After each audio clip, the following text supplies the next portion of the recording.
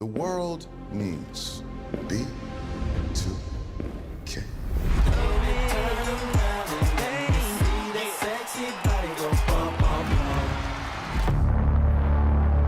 B2K's breakup was a huge shock to their fans.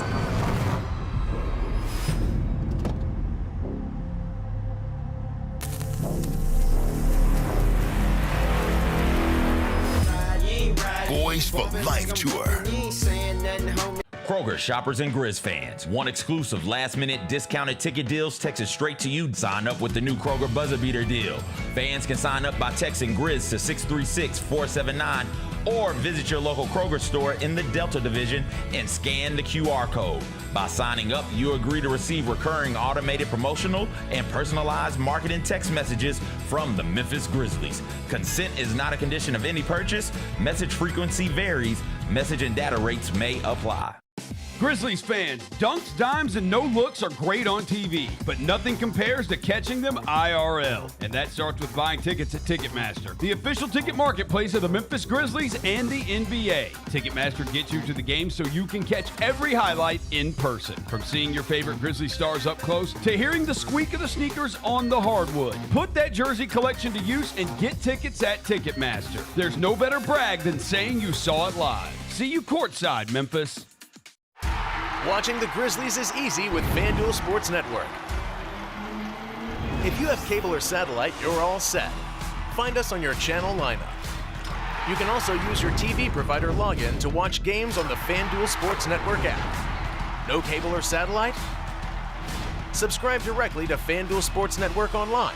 You can also watch on Prime Video by adding a FanDuel Sports Network subscription. Not sure where to start? Visit FanDuelSportsNetwork.com to learn more.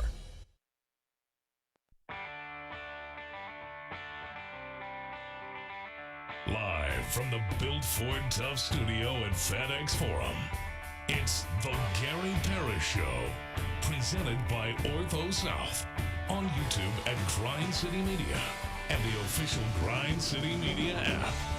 Now, here's your host, Gary Parrish.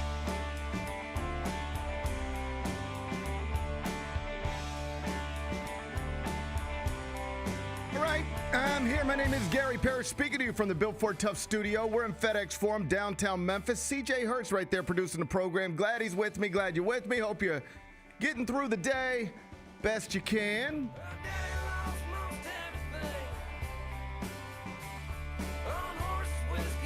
And I hope you weren't looking too forward last night to the matchup in the post between Nikola Jokic and Zach Edey, because that only lasted about 5 minutes. Zach Edey took a shot in the head, it appears. He left the game and never returned. We wait for an update from @Grizzlies PR. We'll talk about it momentarily. First, though, quickly, let me set today's schedule for you. Today is Tuesday. I don't mean to confuse you, but Friday is Black Friday. We're not going to be doing shows on Black Friday. That means I'm not going to talk to Jessica Benson on Black Friday. And so I said, hey, why don't you come in on Tuesday? So she's going to be here in about 20 minutes. I'll talk all things Grizzlies with her. Finish talking to Jess. We'll take a break. Come back, do 5 more things you need to know, at which point we're going to discuss 5 previously undiscussed stories. Among them, Lane Kiffin met with the media yesterday down in Oxford. He seemed uncomfortable. It was awkward. I'll get you updated on that situation. We're just 3 days away from the Egg Bowl. We'll do that in about 40 minutes. The Players Era Festival is underway in Las Vegas. Tennessee destroyed Rutgers yesterday. The Vols going to get Kelvin Sampson's Houston Cougars a little later on this afternoon. I'll get you ready for that. We'll do it in the third segment. It's official. Shedeur Sanders is going to make his second career start in the NFL this weekend. That was announced yesterday afternoon. We'll get into that in just a bit. The Bengals made a couple of headlines yesterday. One of them was connected to their quarterback. One of them was connected to their star receiver. We'll get into both of those. We'll do that a little later on in the show. And the Detroit Pistons won their 13th game in a row last night. Congratulations to them. We'll celebrate that NBA franchise during a segment we call 5 More Things You Need to Know. Then we'll eventually do GP's Carryout, and we'll call it a day. So that's the rundown. We got a lot to get to. But I did want to start with your Memphis Grizzlies because Game 18 of a scheduled 82, it was played last night in downtown Memphis. The result was not a positive one. 2-game winning streak has been snapped. Final score, Nuggets 125, Grizzlies 115, which again means the Grizzlies' 2-game winning streak did not turn into a 3-game winning streak, making things even worse. You're not going to believe this. Zach Edey, the starting center, he left the contest with 6:19 left in the first quarter with what was described as a head injury. He did not return. After the game, first-year coach Tomas Isolo said that Zach got hit in the head, was ruled out of the rest of the game, and that's all he knew in that moment. Again, we'll get an update, presumably a little later on today. It's not crystal clear where or when he got hit, although I think the internet has identified it. But like I said, Nikola Jokic and he were the matchup, and very early on, he seemed to pop him in the back of the head. It's about 9:09 left in the first quarter. He was whistled for a foul. Zach didn't actually exit the game until like 2 minutes, 50 seconds later. But once he exited, he never returned. CJ Hurt, it's good to see you on this morning. Always a pleasure. How's your head feeling? My head is good. My head's good too. A large man from Serbia? Where's Jokic from? Yeah, over there. He's a large man from one of those European countries I can't name. Didn't knock me upside the head this morning. Yeah, I've never been hit in the head by a 7-foot man. Thank God, you know? But I imagine it hurts. I imagine it hurts worse than you would think. Yeah. It's just like in boxing, you see a large man like just pop a jab, and you're like, well, what is that? Well, it's different when it comes from somebody that size. And it looked like Jokic got him. I don't know about pretty good, but good enough. It's always something, isn't it? Yeah, always. This team, always something, unfortunately, from a injury standpoint. Got to find a way to get in there, though, and like Sage, maybe? Yeah. I don't know. Get that Voodoo Village, go down to Voodoo Village and see if it's been a minute since I've been to Voodoo Village. A hoodoo doctor down there, Do people still do that, you think? Is Voodoo Village still a thing in the year 2025? I think it is. How about that? I'm pretty sure Voodoo Village is still a thing. But get somebody here to put some hoodoo or something on this arena so that the injuries sort of go away, because they come in droves with this team. And you know. Oh, great, this player's coming back. Well, that player's going to leave soon, right? Like, you just know it. You feel it. I mean, Zach's out, comes back, Ja's gone. Mm-hmm. Jaren's gone, comes back, Zach's gone. Mm-hmm. I mean, it really is just always something. I will say things got off to a nice start. First minute, Zach Edey rolls to the paint, throws every one of his 305 pounds straight into Nikola Jokic, moves him, establishes position, receives the ball, scores pretty easily. I know traditional posts are frowned upon by some in this modern basketball, but there's a counter argument to that says when you spend a top 10 pick on a 7'4", 305-pound center who is a 2-time Wooden Award winner, maybe play to his strengths a little bit, and that seemed very intentional early in the game last night. Opening minute, at Eric Tweets NBA, clipped it and posted it to X. So, Kyra, if you've got it, let's watch Zach Edey dominate Nikola Jokic in the opening minute of last night's game. Let's talk about the good stuff first. Against this Nuggets team, they don't force turnovers. Hey, I'll move you. I'm big. I'll move you. It's too easy. It's too easy. It's too easy. Go to it every possession. George Mikan would be proud. George Mikan would be proud. That's a great drop step, man. Do you think that caused what happened 3 minutes later? Do you think Zach throwing his body into Jokic like that is what led to Jokic popping him in the back of the head 3 minutes later? Because I'm not certain that things aren't connected. I think that is connected insofar as it made Jokic start trying. And it's early in the game, and Jokic is just he's an easygoing sort of a player in general. But I think from that moment on, Jokic's like, oh, he's as big as me. He's probably bigger. Yeah. He's going to throw his body around. Great, I can throw my body around in this matchup, and then sort of lost control of the arms as he's throwing his body around. It really did feel exactly like that. Like, okay, so this is what we're going to do? This is what we're doing. Okay, so we're going to do it like this tonight. All right, then let's bang on each other a little bit. Yeah. Pop, I'll get you one time, and now you're there's no diagnosis. I was about to say now you're concussed. We don't know that he's concussed, but we know that he could not return to the game. Yeah. He popped him pretty good. Let's watch that together. It was about 2 minutes after Zach scored in the opening minute of the game, and it feels like this is the moment where the contact was made that led to Zach eventually leaving the game and not returning. Kyra, if you've got that, let's see it. Comes here. Been playing good basketball as of late, averaging 15 a game. See, it doesn't look like much, but that's a gigantic man putting his arm in the back of your head, and even if it doesn't look like much, it clearly was. It caused his head to move forward, and it looked like Jokic was trying to like get in front of him and like swim move in front of him, and instead of grabbing the shoulder, came up and got him right back in the back of the head. And we see it in football all the time. Yeah. Like even with a helmet on, when your head hits that back part of your head hits it. Right. Yeah, like it's often problematic.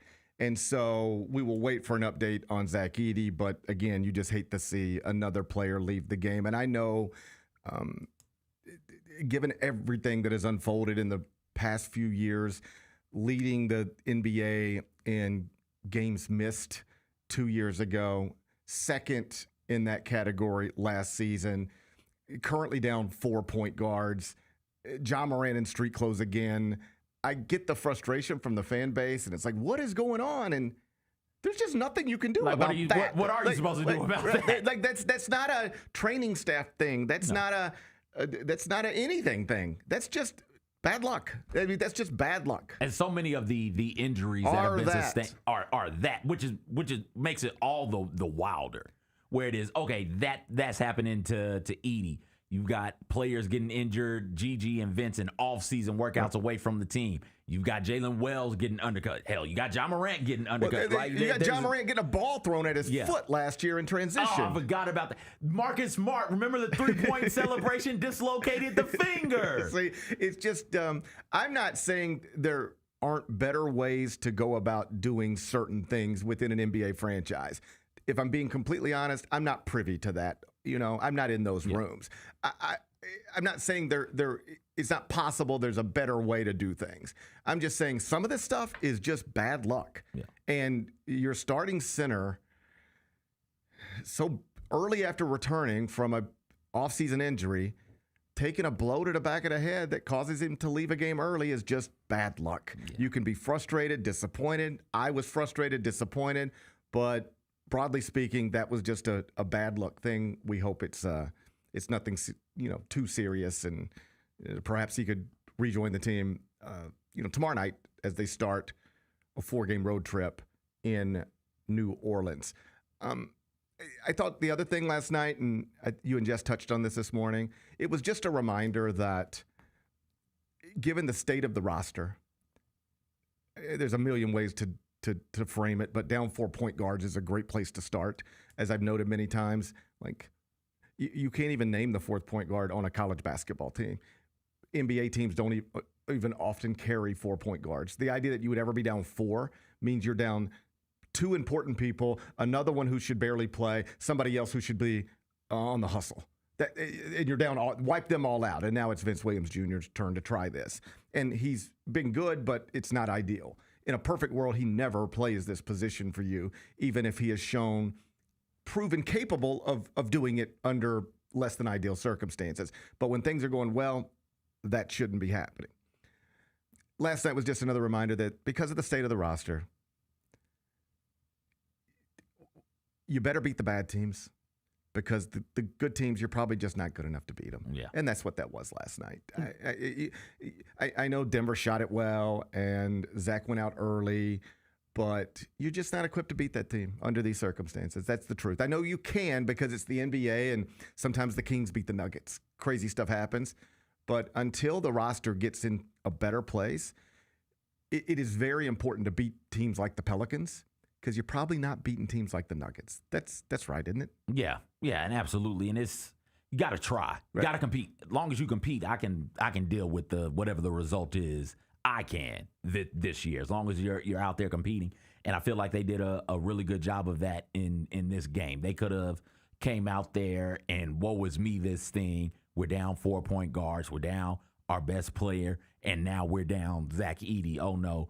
Here you go, Jokic, it's your game. Just go out there and do whatever it is that you want to do. But no, they stayed in it and they continue to compete.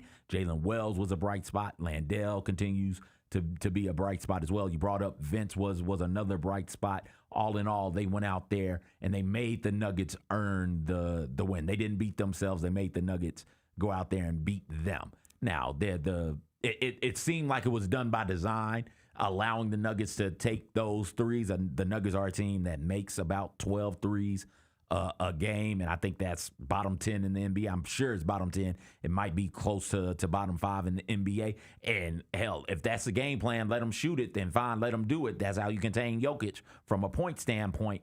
But they got hot from three, and that was part of the difference in the game, was how hot they got from deep. And you mentioned game plan. Isilo last night made it clear after the game, like no excuses and all that, but you could see it in the opening minute, like that we played through Zach Edey, and we were going to continue to play through him. Like part of our game plan was to play through our 7'4", 305-pound center, and we lost him 5 minutes into the thing, basically 5 minutes into the thing. And that alters everything you're planning to do going forward. And I know Jock Landale played well, but he's not Zach Edey. And Jock Landale, I hope this makes sense, playing well still doesn't probably positively impact your basketball team as well as Zach Edey just being available because of all of the other things he changes with the dynamics of your basketball team on both ends of the court. So Jock Landale playing well is great and better than the alternative, but what you want more than Jock Landale playing well is Zach Edey playing in front of him. And once you lose that, what was already going to be a difficult situation becomes more difficult. I thought the game plan, the in-game adjustment from the Nuggets to go to the 2-3 zone was in part because it was apparent that the Grizzlies were going to try and play through Edey, and I wish he would have been healthy enough to play, because that's something for me. Right. I'm curious about, like, okay, teams have decided, when teams decide, all right, we're just going to pack the paint and let's see what happens. I'm curious to know what Edey's impact can be, for as great of a spacer he is, or a space creator as he is, setting screens for on-ball players. I wonder off-ball, when teams decide to pack it in, if he's got anything, or if the Grizzlies have anything to combat that, and him being healthy in that Nuggets game would have shown a bit of what their plan would have been. I mean, just from an entertainment perspective, which is what this is, that would have been more entertaining to watch. Like, okay, we'll see where the game goes, but let's watch this thing. Yeah. Here's the best player in the world, in a lot of people's opinion. I think undeniably the best big in the world, unless you want to get into calling Giannis a big, but you get the best traditional big in the world, even though he plays in untraditional ways. Here he is, a 3-time MVP. Yeah. And here's a 2-time Wooden Award winner. Let's watch this. Let's watch this, because the opening 3 minutes, like they were in it. We don't get to see dinosaurs go at one another, right? It's two dinosaurs. It's a T-Rex and whatever the hell the other one is from Jurassic Park. I think it's probably a shame the T-Rex gets all of the attention. I wonder if the other dinosaurs ever get jealous about that. But your point is understood. It would have just been fun to watch that, and we got robbed of it. Nobody's fault, but it was unfortunate. You mentioned a list of bright spots for the Grizzlies last night. I don't think I heard you say Jaren Jackson Jr. He played. Oh, Gary, I was naming bright spots. What do you want me to do with this? It was 1 for 8 from 3. That was just my simple way to transition. I'm sorry, I apologize. 29 minutes, 16 points, 1 of 8 from 3, 6 rebounds. I know some people can take it or leave it when it comes to plus minus, but if you're somebody who is interested, it was a minus 27. Jess, when she was talking to you this morning, mentioned the Nuggets, and she said they had the 3 best players on the floor, those players being Nikola Jokic, Jamal Murray, and last night Peyton Watson. And I'm not arguing the point. I think she's right, but that's a real problem. When you're this shorthanded, but Jaren Jackson Jr. is available, you can't have the 3 best players on the floor all be on the other team. Like, you need to be one of those. And I know he's coming off of injury. I got it. But it is your responsibility on some level to be better than that when you look around and it's like, okay, Ja's not here. Zach had to leave. All my point guards are gone. You hear it all the time. Milwaukee's shorthanded. This is where Giannis has to step up. Denver's shorthanded. This is where Jokic has got to carry. I know he's not either of those guys, but he's got to be better than that. And it feels like we're saying that a lot lately. It feels like that's the kindest way to say, what are we doing? Yeah, I think that his game, unlike some of the players you just named, unlike both of the players you just named, and other players who are capable of taking over in certain moments, his game is so reliant on who's out there, who can get him the ball, and where are they able to get him the ball with enough space to operate. Whereas Giannis, he gets the ball. It doesn't matter who's in front of him. He can put the ball on the floor at any point in time he wants. Gets where he wants to go. Gets where he wants to go. Under control, and finish at the rim. Jokic, it doesn't matter who's on him. It doesn't matter who's out there. He's going to do what he wants to do on the offensive end of the court. With Jaren, like, he falls in love with the three a bit too much. 1 for 8 from deep last night. And when he goes to the rim, too often he's out of control. I thought he turned the corner last year. He had gotten really good at one big dribble, one big explosive dribble, a crab dribble to get himself under control, and then he could go into a move with either hand. And he was doing that last year. And this year, he just has not done that at all. And it's been, I can understand why it would be frustrating for people to sit down and watch. Yeah, and I'm sure what you just hinted at is true. I bet you if you were talking to Jaren, if he popped in here, he'd be like, I hear you. He would take responsibility. I believe that. Yeah. He would say, I need to be better. And I think he knows that. And he seems like the type who is comfortable being held accountable and wouldn't disagree with that. But I think he might add, but bro, look who I'm playing with. This is harder. I'm supposed to be playing with John Morant and Zach Edey. And when Ja's not in the game, Ty Jerome.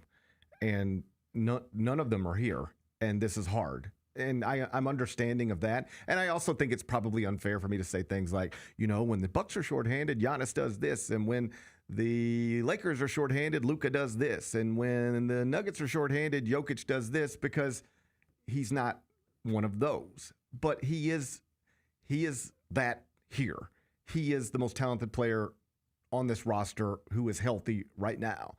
And if you're going to have any hope of trying to upset, which is what that would have been last night, a team like the Nuggets, particularly when they're shooting the ball like that, then your most talented player, wherever he falls in the hierarchy of the NBA, your best player, most talented player who's healthy has got to deliver a little more than that. Again, I'm sure Jaren would agree. Either way, let's settle on some good news, then we'll bring Jess in.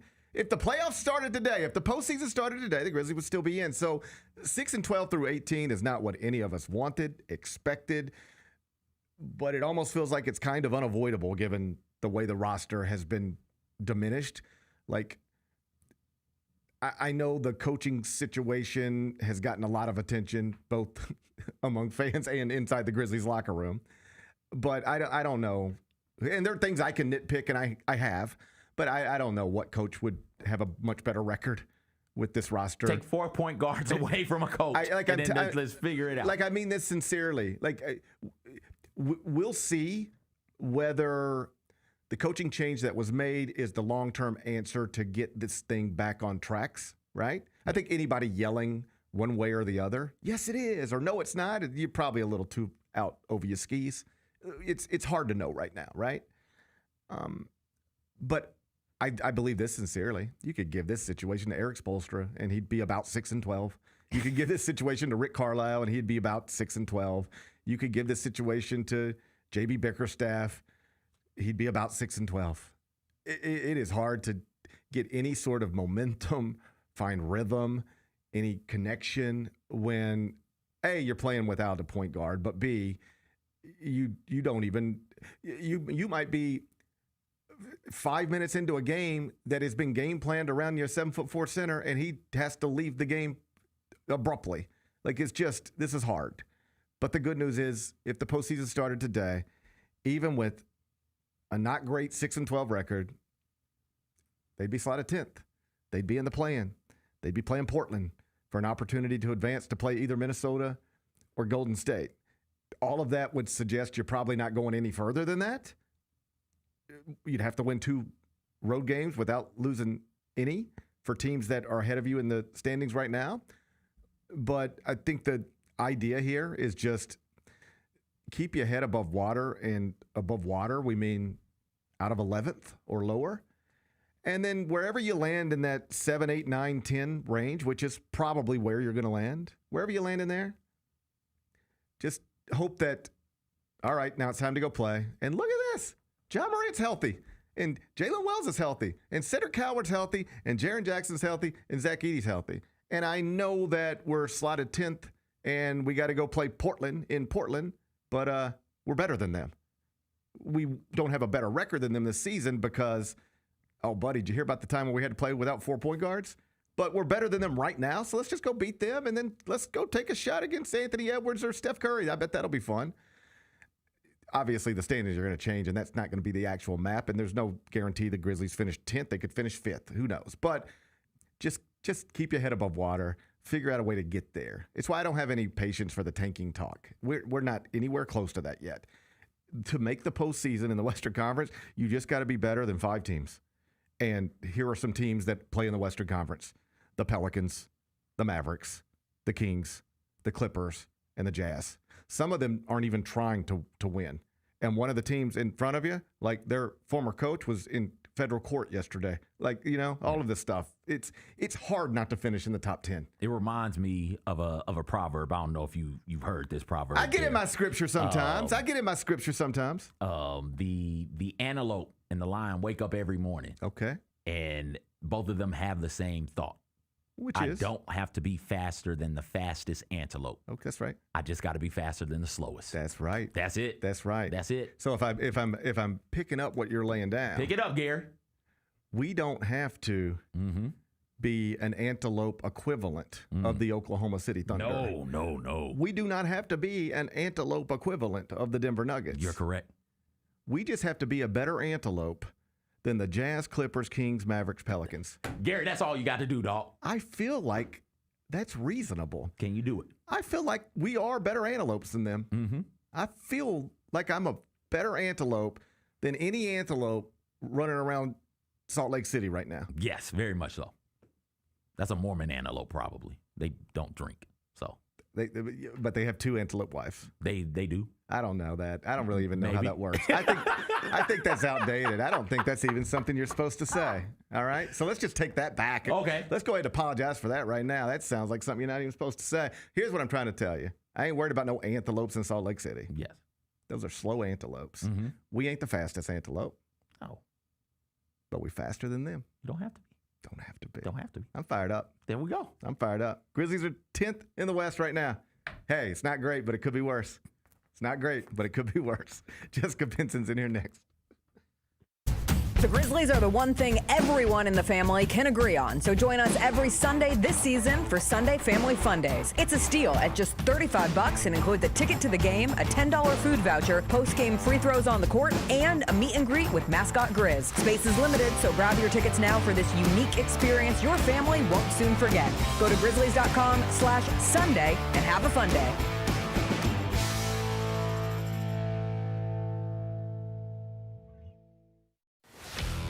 Let's face it, there's a lot of trash talk in basketball, but the great teams let their performance do the talking.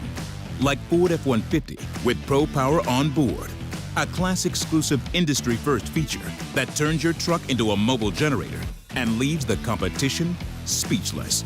Ford F-150, official truck of the Grizzlies. Greatness starts here at your Mid-South Ford dealer. Class is full-size pickups under 8,500 pounds, GVWR. Nate Bargatze. Look, I say a lot of dumb stuff. I try to keep it in front of large groups. Seems to go better that way. Big Dumb Eyes World Tour. When you say something dumb one-on-one, it's a lot for that person. I'll say it, then I can just feel that they feel the weight of my life on their shoulders. Tickets and info at NateBargatze.com. Don't miss the Big Dumb Eyes World Tour. Nate Bargatze. Calling all collectors! Topps NBA basketball trading cards are back. It's available in the Grizzlies Den by Fanatics and online at Topps.com. Rip into bold color parallels, electric inserts, relics, and autographed cards from today's biggest stars and the next-gen talent. Look out for rookie cards of Cooper Flagg and Dylan Harper, plus Grizzlies favorites John Morant, Jalen Wells, and so many more. You don't want to miss this drop. Grab your set before it's gone.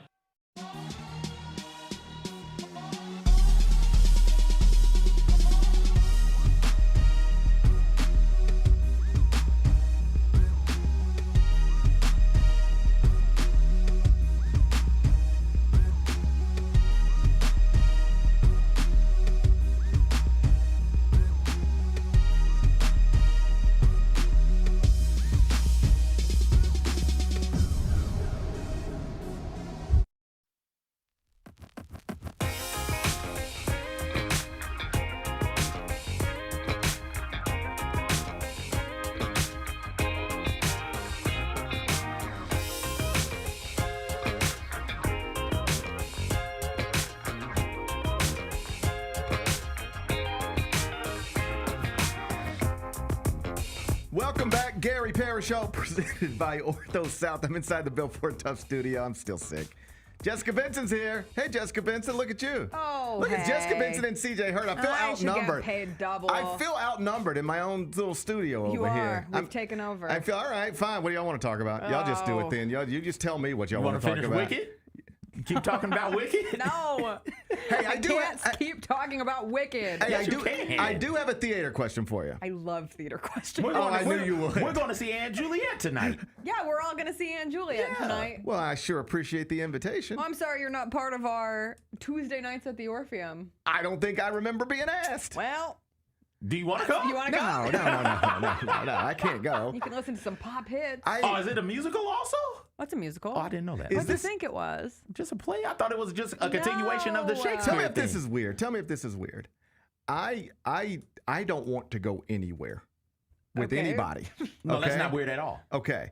But sometimes I'll see people doing things and I'll be like, well, I can't believe they didn't even ask me. And then, yeah, that's a very relatable. But I don't want to go. Correct. But in fact, if you asked me, I'd probably come up with an excuse to not go. I would probably lie to you and make up an excuse for why I can't go. Yeah. Somebody would be sick or somebody would have football practice. All right? So I don't even want to do it. But then sometimes I'm like, but what's going on there? And then I bet you if you ever brought it up, they'd say, GP, we know you're not going. What are we talking about? Why would I ask you? I feel like I'm bothering you to ask you because I know you're not going to go because I know how much you don't like to do things. Reputation. Yeah. See, I don't know. I struggle with these things. And Juliet playing at the Orpheum, reimagining of Romeo and Juliet, real girl bossy, and they use a lot of pop hits. Okay. Like Backstreet Boys, Britney Spears, Katy Perry, All right. there's confetti. Okay. Well, I hope you guys have a good time. I think we will. I'm sorry I'm going to have to miss it. I wish I could be there. Yeah. I'm sorry I'm going to have to miss it. I would go, but I gotta catch a flight. Oh, cool. Otherwise, I'd be go there. To the real Broadway. Okay, this is what I wanted to ask you about. Is the real Broadway struggling? Because here's okay. Deeply. Because here's what I just read. I read this last night. Kristen Chenoweth. Yes. She's famous and accomplished on Broadway. I think you can accurately describe her as award-winning. Yes. She's won awards. Yes. Then she's award-winning. So award-winning Kristen Chenoweth, she was on Broadway doing The Queen of Versailles at St. James Theater. Is that where I went to see Sunset Boulevard? Yes, it is. All right. Wow. I knew it sounded familiar. I've been inside St. James Theater. St. James. You're familiar. No, but yeah, I'm familiar. Yeah. I know the layout. Yes. I know the layout. So I read that they're canceling her show or ending it, however you say it in Broadway terms, January 4th, so not long, and it is an earlier than expected cancellation. How regular is that, and what's the story? What's going on? It is not irregular, but what makes it interesting is if there has been one driver of success on Broadway recently, it is having a big name star in a show. And I think it's fair to say Kristen Chenoweth is a big name. I know. Especially given Wicked being back in the consciousness, the cultural consciousness. And this show has had horrible word of mouth. I have been following the Queen of Versailles drama since it was in previews and people saying it was bad, but I have not really been able to tell, is it as bad as I'm being led to believe, or is this symbolic of, frankly, an internet turning on Kristen Chenoweth? She had some social media posts that we don't have to get into, but she made some of her fans mad, and they are unforgiving. And it has been a trash fest of this show. At points, they've had to turn off the comments on TikTok, on Instagram. She got canceled? Is that what you're trying to tell me? I mean, if you look at any post from Queen of Versailles, you do not have to go far to find, especially if it's now on the cancellation. And I hate when things get canceled because it is not just Kristen Chenoweth who makes a lot of money who's out of a job. It is every person involved in that show. But this is the kind of show to really put you in the Broadway world. Please do. If there's an understudy, people who want to support the show without supporting Kristen Chenoweth will seek out when the understudy is on. And her understudy is a woman named Sherry Renee Scott. Has that been happening? Yes. Wow. There are people right now with Chess, the musical, which I saw when I was in New York, who are Leah Michele haters, who will seek out when Leah Michele's understudy is on. People did it with Nicole Scherzinger. Why did they hate Leah Michele? A long, winding story of her racist allegations on Glee, and she can't. You can't survive out there anymore, can you? I think that's a bigger story on just where people are giving or wanting to give their money. And if they decide that somebody is not worthy of their moral, and I don't necessarily agree with this, but worthy of their moral dollar, then they don't go. Okay, so this is wild to me. We're currently living in a country, based on what you're telling me, where you can do basically anything, say anything, do anything, and be the President of the United States or the Secretary of War. All right? Yeah. But if you tweet something a little that people are uncomfortable with, you might lose your Broadway show.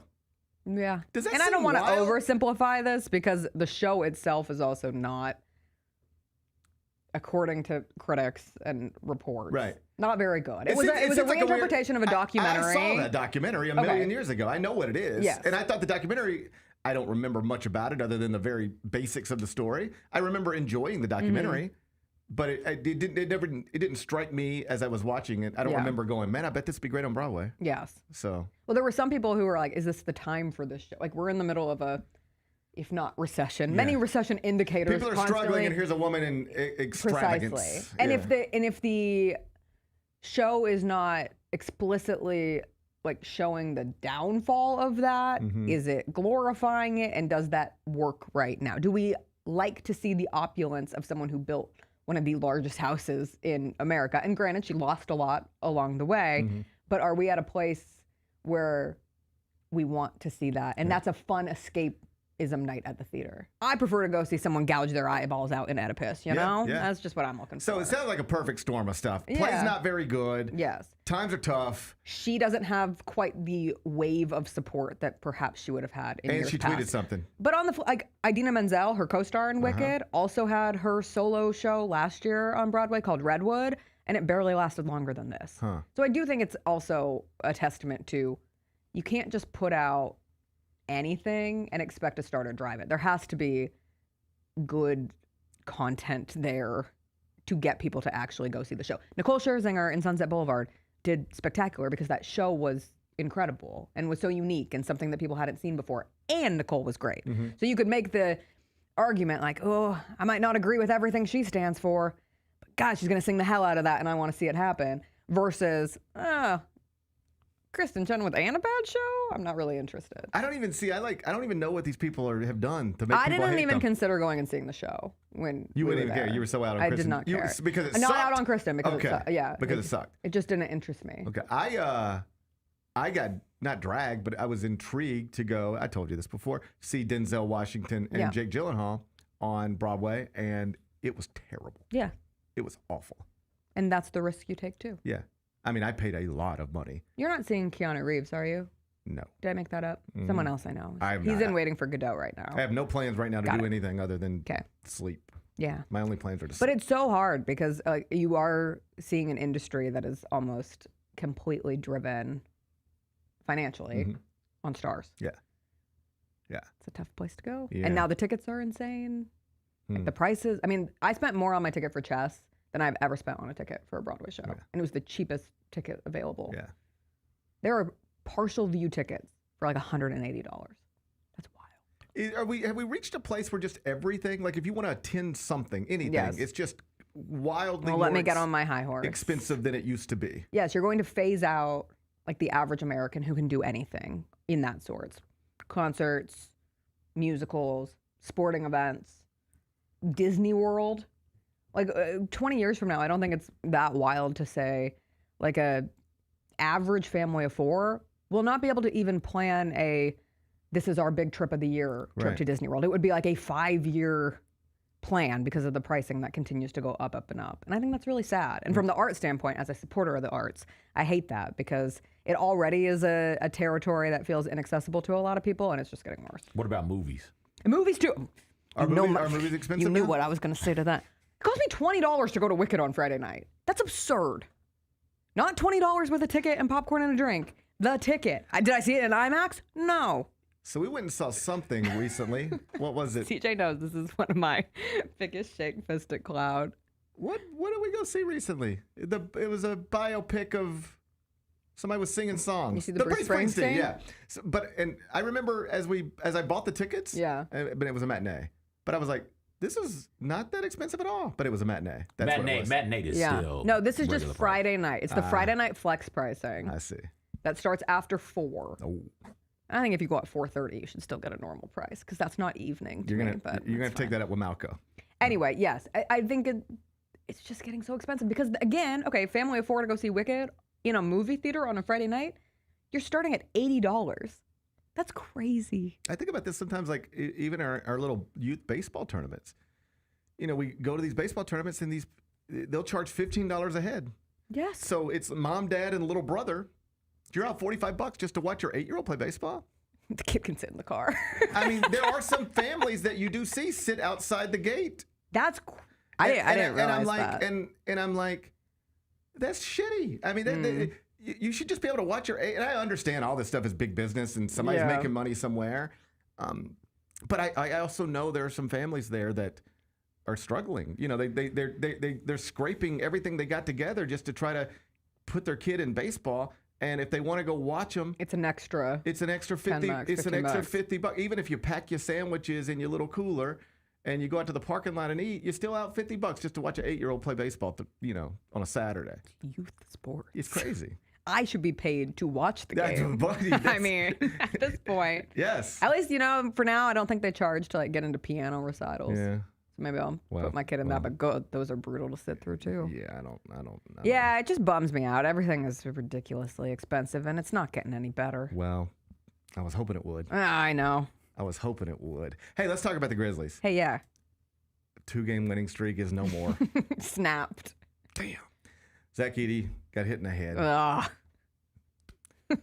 It looked like nothing, but I imagine, I've never been hit in the back of the head by a 7-foot man. I imagine it hurts, and I imagine it takes a toll, even if it doesn't look like much when you're watching. I just know there was a screen. I think it was Jalen Wells took a screen from Jokic. Yeah. And I viscerally found myself going, ooh. Oh, yeah.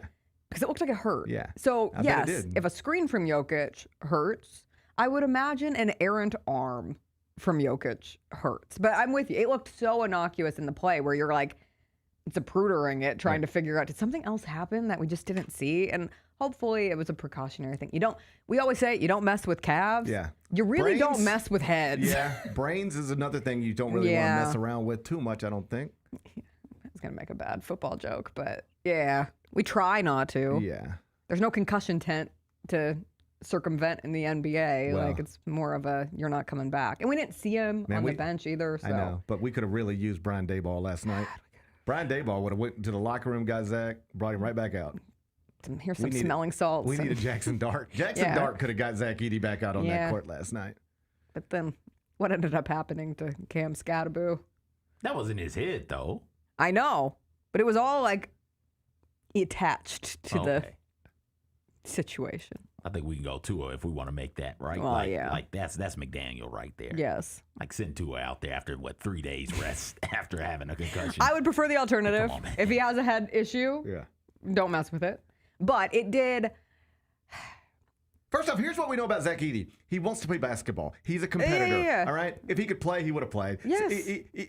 Something happened where somebody said, we don't think you need to go back out there. That's what I don't know the details, but that's. I would imagine that's it. Zach Edey, who has been a massive revelation for this team, saw a matchup opportunity against Nikola Jokic, and said, I want to go out there and make a statement tonight. And then he was only able to play 5 minutes, and he was probably pretty bummed about it. Yeah. Period. The end. It also stinks from the just feeling of injuries with this team that even on a night when you get Jaren Jackson Jr. back, you lose Zach Edey. And that is how this season has felt. You get someone back, you lose another. One is in, another is out. It has really happened exactly like that. You get Zach Edey back, John Morant's gone. You get Jaren Jackson back, Zach Edey's gone. I mean, it's just an interchanging of parts. Yes.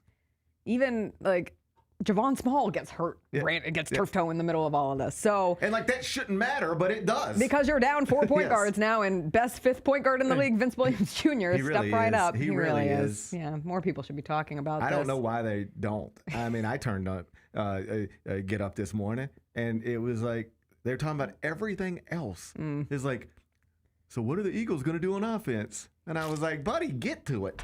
Vince Williams Jr. is the best fifth string point guard in the NBA, and I ain't heard Stephen A. Smith say a word about it. Yeah. What's he doing? Playing solitaire? Probably playing solitaire. Probably up there playing solitaire. Yeah. Probably doesn't even know. I think he's ripping people off with solitaire now. I think he's done playing. He's now making the money off of the solitaire. I never spent a second on that story for whatever reason, but like that is crazy that they got caught up in that. Yes. Yes. And I understand, like, I get emails and it's like, hey, GP, read this and send it back to me. I understand how it happens. Yes. I'm sure none of them were proud of how it happens, but I totally get it. It just was a bad look for everybody. I mean, I don't know the details of it, but the way something like that happens is an agent reaches out to like Mina Kimes, is like, hey, we got this thing and they want it to be you, Perk, Stephen A. There's going to be 5 of you. It's like a little solitary game on your phone, just like, schedule a tweet. Yeah, just I need you to tweet about it and they're going to give you $10,000. Yeah. And you're like, $10,000 for a tweet? Okay, sure. fine. Sure. Next thing you know, you're in a gambling scandal. Put Pablo Torre on the case. See, that's the thing. Let's see how committed Pablo is to really exposing this stuff. Is he going to go after? Says he goes after everyone. Is he? Yeah. Nobody's safe. All right. Well, then let's see. When you bring down Mina Kimes, then I'll. Don't come after us. Like, just leave us alone. Now Pablo's getting sued by Jordon Hudson. Did you see the update on that? The video that Pablo posted yesterday where it looks like the screenshot that she posted perhaps was photoshopped and using the color grading? Yeah, but I didn't understand. I'm not sophisticated enough to understand that. I knew he had caught her, but I was like, I didn't have time to figure out how. You tell me what happened. Essentially, it would show that message was altered in some way based on when you pull the saturation up or down, you can tell that there's a discoloration right by the date, which it was her birth date that she was trying to show, that she never gave a year for, and it all goes back to Pablo Torre's podcast. When somebody asks you for your birthday for a file, you always put the year. So what is she doing other than being intentionally But she's saying that evasive? it wasn't for a year, it was for a wife guide. Or like a what do we used to get? Friends and family thing. Yeah. But yes, normally when you put your birthday, you always put the year. And it is interesting because I don't want her to sue us, but the other, like the text message that she showed has no dates on it. Right. So like if you show me a text message without even a Photoshop date, like, okay, cool. So you just typed out this. That's how I view it because I'm a skeptic in these situations. And then that along with the message that you can literally see the coloring is weird. Yeah. Why do people do this these days? I don't know. And why are you trying to get into a fight with Pablo Torre? It's so dumb. It's like the bad person to get into the fight with. I think it was Bunky Perkins. Like, have you done anything that you don't want people to know about in your life? Because they're probably about to know about it. Yes. And they already had a nice layer of that. And we've already seen her at her cheer competition. And we already know the inner rumblings of NFL teams reportedly passing on Bill Belichick partially because of the company that he was keeping at this point in his life, and North Carolina being frustrated. And is she or is she not banned from the sidelines? I don't care. All I see is a woman who, one, looks like she doctored a photo, appears according to reports, and two, posted a picture with her credential, which is like the biggest no-no in the sports world. Like if you just, in terms of something really dumb that a normal person would never think twice about, but I view that and think, how did you miss how to wear a credential 101? You can't take a picture with it. I'm less concerned with that than I am with everything else. I mean, sure, but that's just like the icing on the cake. Like the lead story on ESPN.com right now in this moment is, why is Bill Belichick doing this? No. I mean, look for yourself. No. Kyra, pull it up if you can. ESPN.com. Oh my God, it is by Tim Keown.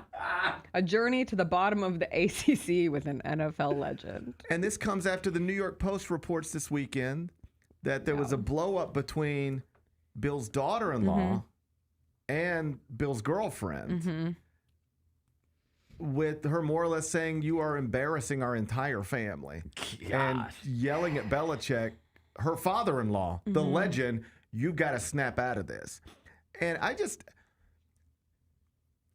When's this documentary? I mean, and when's it getting turned into a musical? Listen, I have been in relationships when I was young that I probably should have cut off at some point that then didn't because she is cute, or whatever.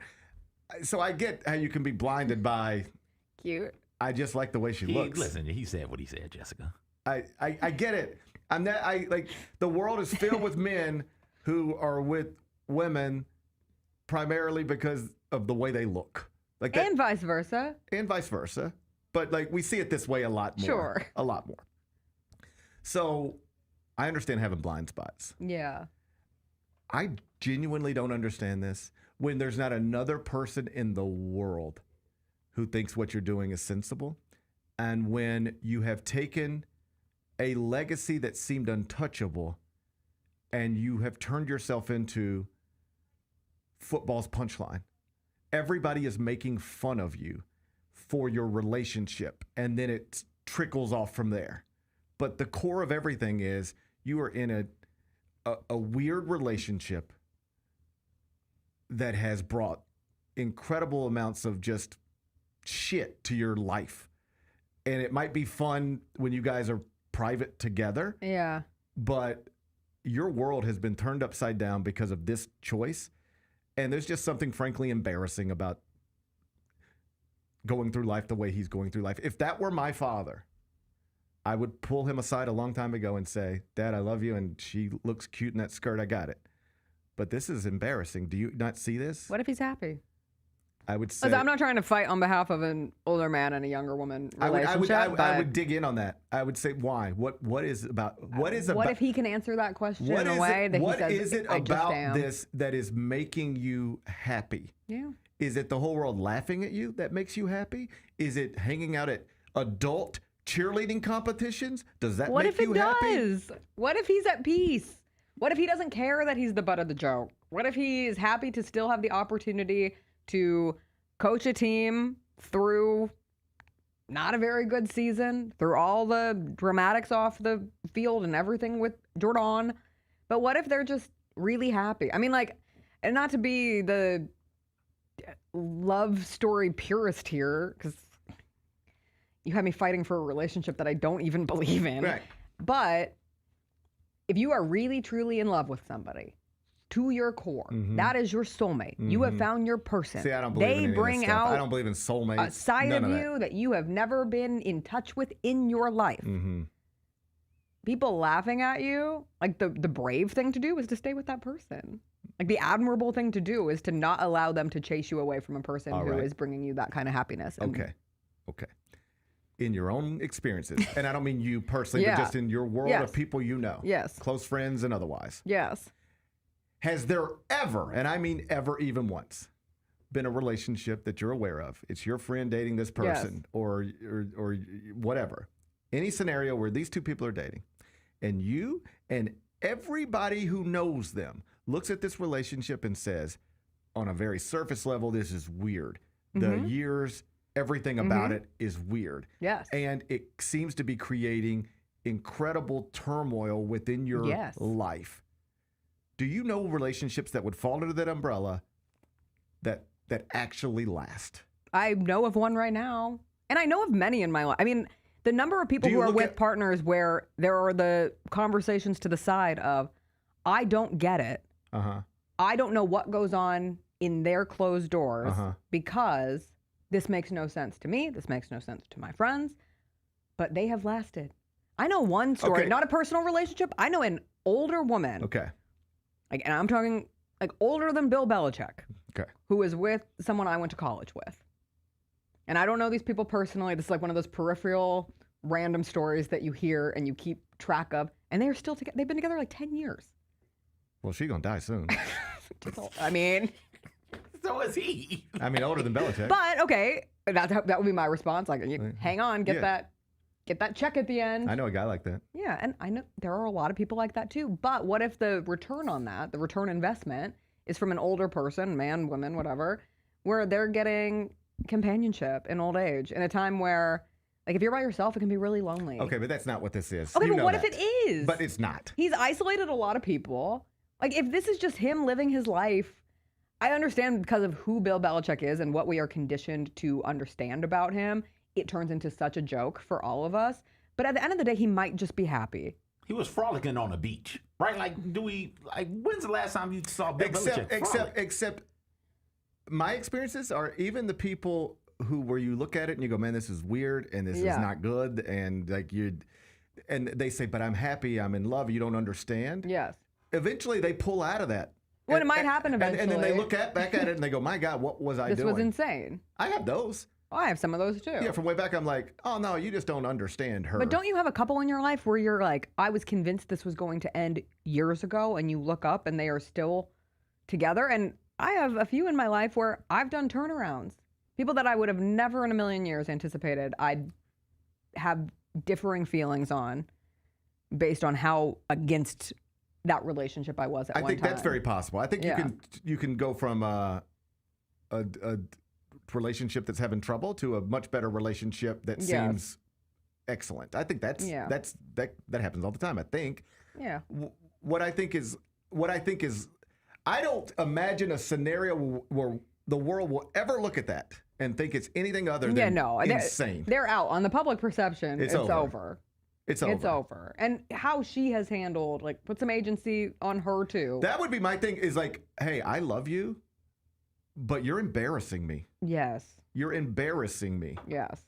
And I love what we have behind closed doors, but why are you tweeting at Pablo Torre? Right. Saying that like you're you can't tweet. him? Like, how about this? If my wife tweeted at Pablo Torre, I would be like, Kelly, why are you tweeting at Pablo Torre? I would murder Chris. Yeah, I'd be like, what are you doing? Like, if Chris even came to bat aggressively on social media for something, I'd be like, hey, let's take a step back. Publicly, how does this look? Because first off, suing him is just stupid. Yes. Like, that's going nowhere. Unless there's some giant smoking gun that we are... It looks like the photo was already doctored, so you're off to a bad start. Here's how you know she's not as sophisticated as she thinks. Because sophisticated people know you're not suing a journalist over anything he's done. Yes. Because you have to prove actual malice, and you're a public figure, and good luck with all of that. This will get thrown. Sophisticated people go to the lawyer. The lawyer tells them what you just said. Right. And then you... Anyway, so she doesn't even know. She has no idea what she's doing. Yes. All right? Which tracks with everything else we know about her. Yes. She is consistently putting herself in situations where it doesn't appear she belongs or knows what's going on. And if I were Bill Belichick, as much as we were in love behind closed doors, I would say, but it's outside of these doors where shit is getting really crazy and you're embarrassing me. But do you think there's a world where he just doesn't care? I can't imagine. I mean, I know that everybody's different. Yeah. But I can't imagine where you don't care about being the butt of everybody's joke when you used to not be at all. Yeah. You used to be when you were too serious. You were Mr. Too Serious. To even laugh. And now you're Mr. Everybody's laughing at you. And perhaps you cannot care about that, but I would care. I would care immensely. And I would say you can't tweet. You can't pick fights with Pablo Torre. The best thing we should do right now is just shut up, all of us.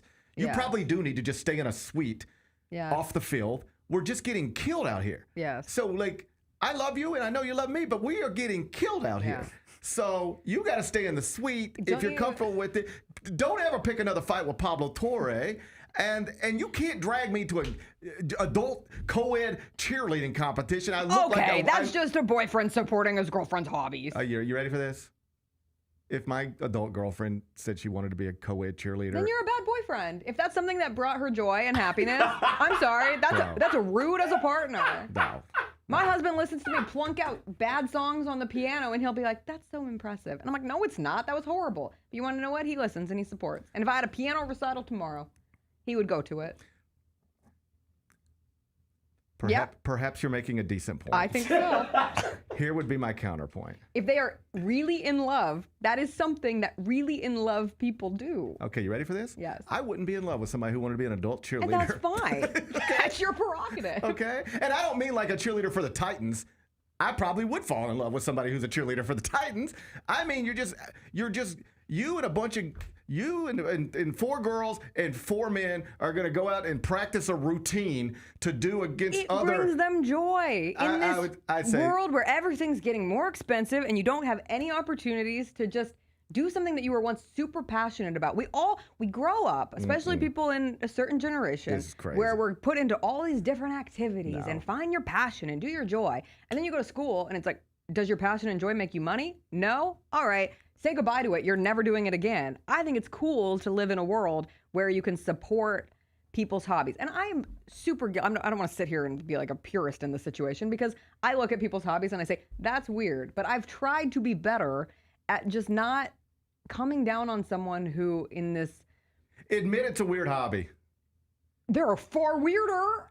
If Chris Luther came to you today and said, Jess, I got a new idea. I didn't fall in love with a cheerleader. Bill Belichick fell in love with someone who was a cheerleader.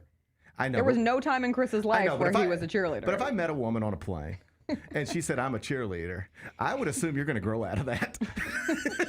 Right? I'd be like, you're a cheerleader now. That's awesome. I don't know. I look at people. I actually dated cheerleaders when I was young. Yeah. I don't mean to brag, but I dated a cheerleader or two when I was young. What's the difference? And they grew out of it. What's the difference between they decided to become pharmacists, adult cheerleading, and all the men who go run in church leagues for basketball when they're far too old and they're going to pop an Achilles? What's the difference? What's the difference? Tell me. One of them is just getting a run in with your boys.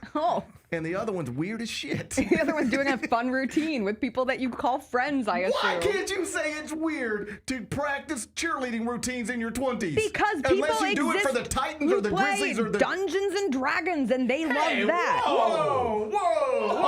Whoa. As an avid D&D player, why are you attacking me? What are you doing? Why are you attacking cheerleading? Just because it's more niche than these other things. We talked about this last week. If Chris Luther came to you today and said, I need an outlet, and I know everybody says I should go to the golf course, but I hate it.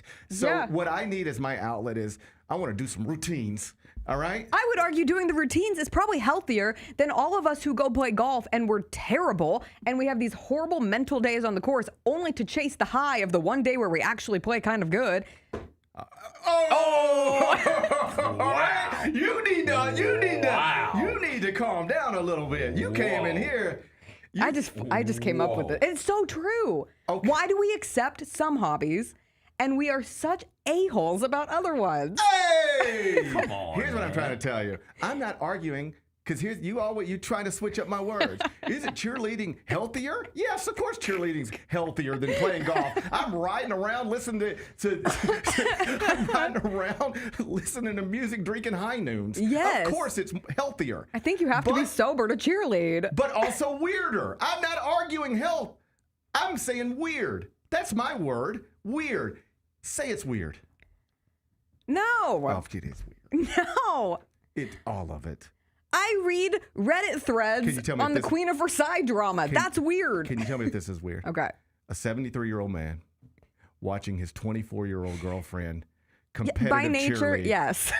Can you tell me if that's weird. It almost feels like you should be on a list. It doesn't feel right. It feels like a grandfather is watching their granddaughter, but one is not even in the realm where you're watching a granddaughter normally do hobbies, and the other is Bill Belichick. So yes. I'm not trying to be like contrarian just for fun, but I've had to try to make sense of this because it doesn't make sense. That's the only reason I'm trying to go through these motions, because yes, of course, the sensible thing is, why is Bill Belichick allowing himself to be embarrassed, allowing his reputation to go to the absolute tube when this is someone who we were just going to talk about him like he was one of the greatest coaches of all time for the rest of his life. That's all it was. And now it will always be attached to, no matter how this ends, either married, separated, whatever.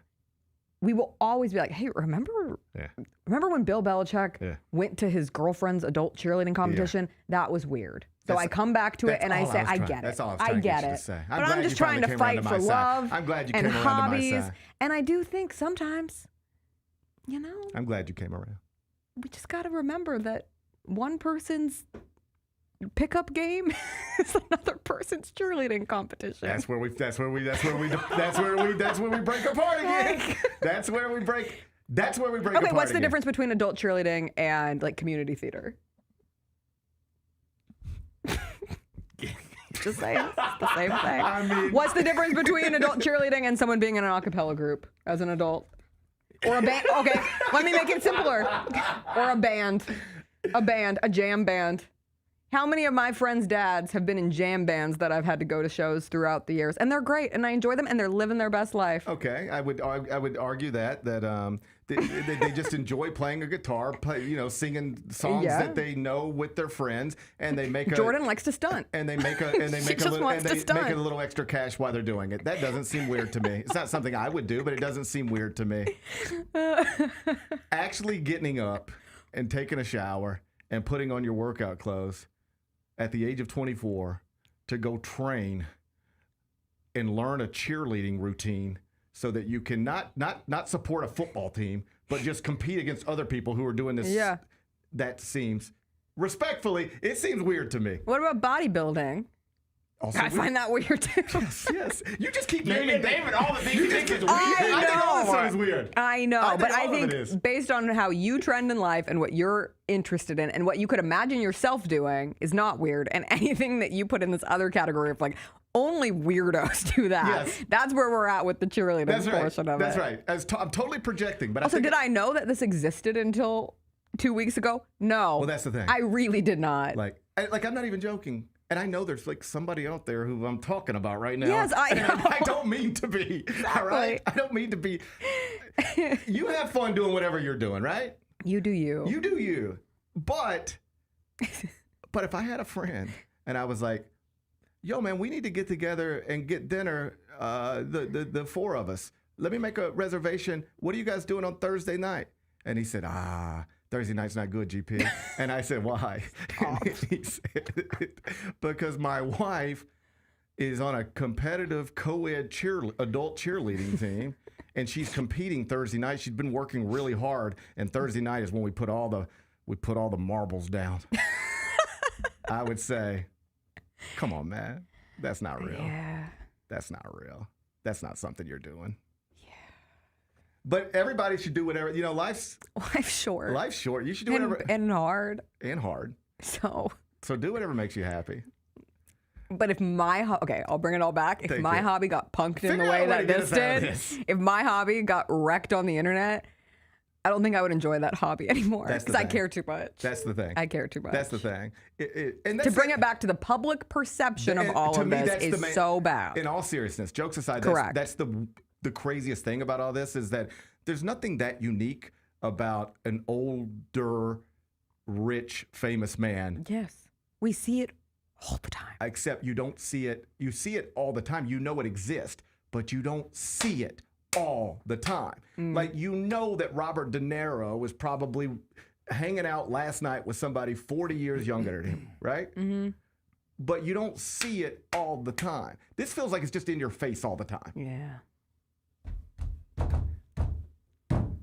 I don't know. I gotta go walk some dogs. Yeah, I know you do. And I gotta catch a plane, so we both gotta get out of here. Hey, tell Chris if he wants to start competitive. In fact, Chris, if you're watching, I want him to start. Let's put it to the test. Please, no. Let's put it to the test. No. You said if you're a supportive partner, if your partner wanted a competitive co-ed cheerlead, you'd be there for him. I just know that's not in his soul. To the test. Is it not? Let's get it in his soul. Chris? I think he could be like a salsa dancer, but not a competitive cheerleader. I will pay Chris Luther to become a competitive cheerleader just to see how supportive you really are. Let's see if you're all talk or not. I am. I 100% am. The moment he puts eyeliner on, I'm like, are we sure about this? See? Are we positive about this? See, maybe you're not as mature as you think. Talk a big game. I'm seeing that. Just trying to be a better person. Me too. Just try. Okay. I am trying to be better. I don't know how much better I can get, but I'm trying. Okay. Putting in effort. All right. Hey, I'll see you later. Tell your dogs I said hello. I will. Tell Chris Luther if he wants to competitive cheerlead. I will support him. Thank you. I will support him. I want to see how good of a partner you really are. All right. I'll see you. What a test. I'll see you on Monday. I will see you Monday. Happy Thanksgiving. Hey, happy Thanksgiving to happy you. Thanksgiving. I hope you have hey, I saw y'all's little poll question. Yeah. Food touching on the plate, okay or not? Yeah, it's fine. Where you at on that, CJ? Oh, don't even. Oh my God. I needed to touch. That's the best part of the Where you at? plate. I'm fine with it touching, but I'm not seeking the touch. Okay, so I was, Jesus Christ, Jessica. You got to get touched every now and then. Come on. Yeah, but you guys don't bring y'all's little talk like that over to our studio. I'm sorry. This is a pure show. My bad. This is the PG show on Grind City Media. Yes. This is what intrigued me about your question. So we ordered dinner the other night in studio, and they were like, hey, there's this new place. Here's the menu. And it was like called Dig In or Dig something like that. And I was like, what's going on here? And it was basically like you pick a protein, and then you pick all these sides, and they just throw it in a bowl. I love a bowl. I do love a bowl. Like it's a Chipotle bowl. Yeah. Except it was like I had honey chicken, and then I was like, I guess I'll get roasted broccoli, and then it was like, Rice or something like that. Name it, you know, and then and I'm like, so how's this? And they just throw it all in there in a bowl, macaroni and cheese. Let's go. So it was like macaroni and cheese, broccoli and chicken, hot chicken, honey chicken, and then like something else, and you get the bowl and it's just all packed in there all together. And like you might be reaching for the macaroni, but right underneath it is the broccoli. It's just all in there like a bowl. And it looks weird, but it worked. Yeah. For some reason it worked. Okay. That's why food touching is a good thing. That's what I'm trying to tell you. Stop being childish. That's what I'm trying to tell you. Because you get the savory, salty, sweet, bitter. You get all of the flavors all at once. I'm just very specific about the flavor combinations I'm looking for in a profile. I love all of that on my tongue. Just put it straight on my tongue. This is where we are. And I think this is probably the mindset. Yeah. Because the idea of it was like, well, you can't just throw macaroni and cheese on top of broccoli on top of. Yeah, but those things all go together. What's something that doesn't go together? Like spaghetti and sweet potatoes. Yeah, that's gross. I had gross. sweet potatoes in there. I don't like that. You don't like not spaghetti and sweet potatoes. The saltiness of the spaghetti mixed with the sweetness of the sweet potato. No, and I think it's because oftentimes my spaghetti has a slight sweetness, and that's too much sweet. But I agree, if it was just salty, then I wouldn't mind it. So sweet potato, and greens. Yeah, I do that. Like that, that's yes. fine. Oh, that's like good. My favorite Thanksgiving I'm bite. just telling you, if you'd have told me, hey, GP, I'm going to take 5 different things. These are the 5 things, and I'm going to put them all and just mix them all up and throw and on a plate and hand it to you, I'd be like, that sounds gross. Yeah. But for some reason, it's not. Yeah. So this is my way of encouraging everybody. Just mix all your stuff up. Okay. Mix all your stuff. Sometimes I do want just the turkey. Sometimes I want just the dressing. Having it touch, I'm not a fan of mixing it. But having it touch like that line of demarcation where all of the juices mix and mingle, a little bit. Like that's real good. If we could get that into a smoothie or into a juice form, yes, I'd take that. I want that.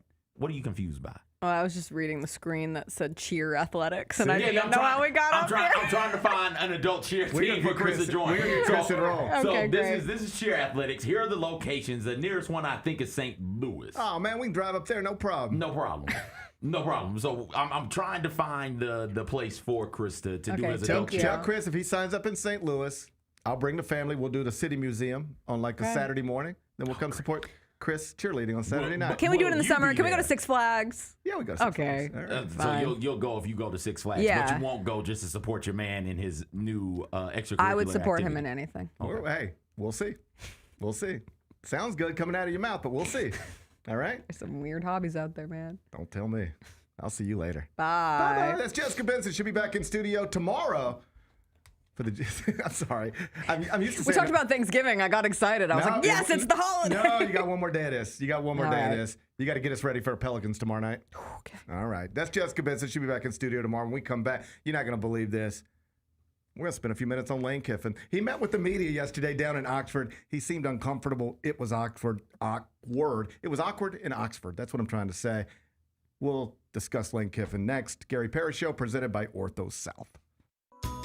Southland Casino Hotel is helping you navigate to Santa. Win your share of over $550,000 in free play and a brand new Lincoln. Here Comes Santa takes flight on Saturday, November 1st, when you can begin earning entries. And don't forget the grand finale drawings on Saturday, November 29th and Saturday, December 27th to win a share of over $40,000 in free play or a brand new Lincoln. Win big during Here Comes Santa, only at Southland Casino Hotel. Grizzlies fans know it's the team that gives you the edge. Big River Steel does too. And much like the Grizzlies have recruited legendary talent, we want to be part of our team. Are you ready to be part of something legendary? Then visit www.bigriversteel.com. That's www.bigriversteel.com.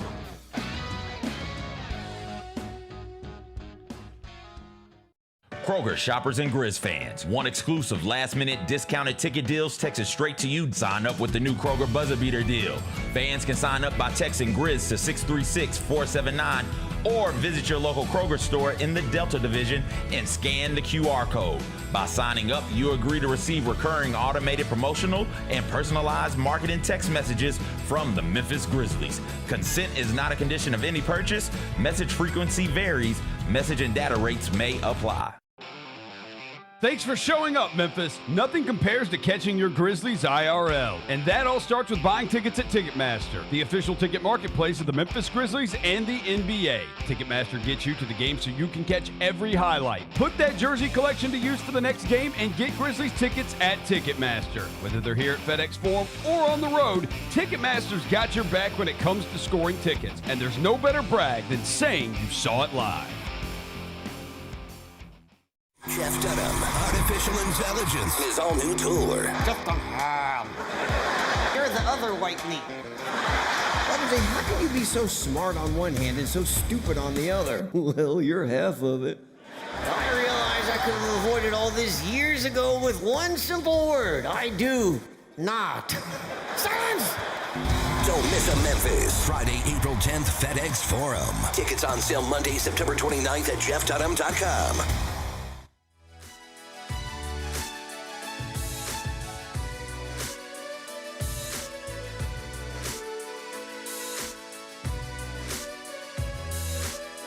Orthopedic injuries can be unpredictable, unforeseen, and unscheduled, and Ortho South understands this better than anyone. Since your injuries don't make appointments, you don't need to either.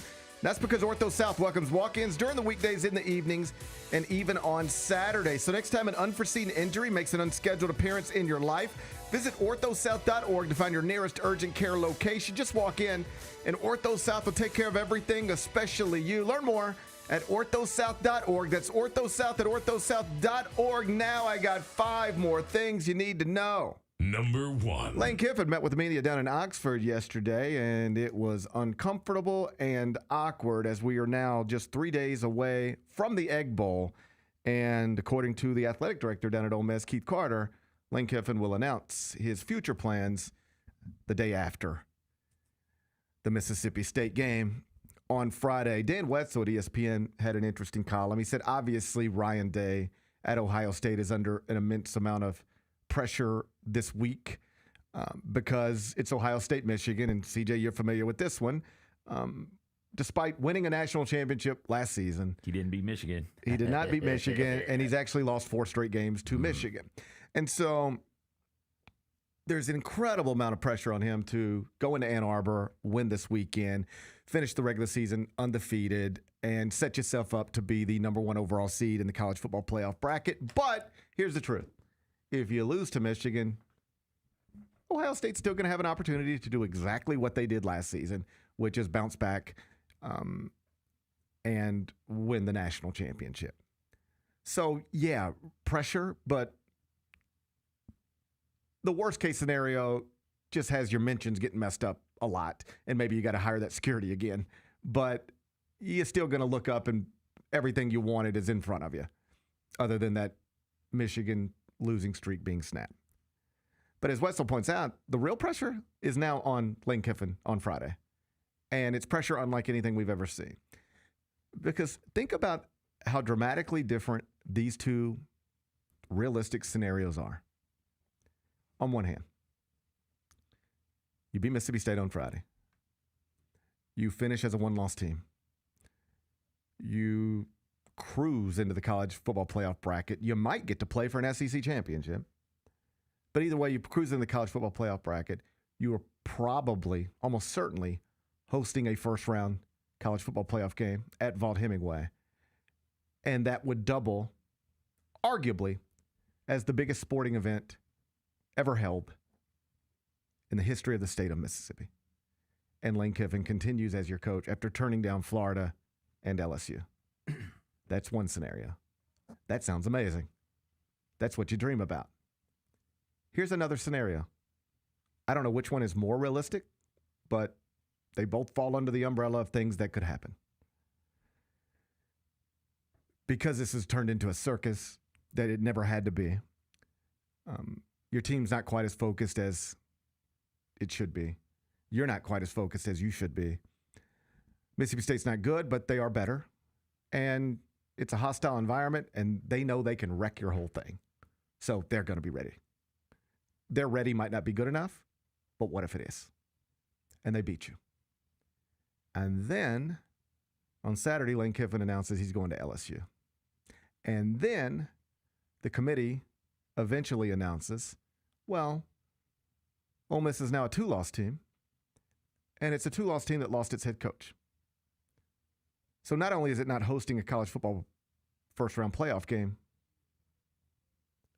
we're not even sure it should be in the bracket. Remember a couple years ago, Florida State lost its starting quarterback. And based on resume and record and all that stuff, they belonged in the field, but we said they're not the same team without their starting quarterback. So we're not putting them in the college football playoff.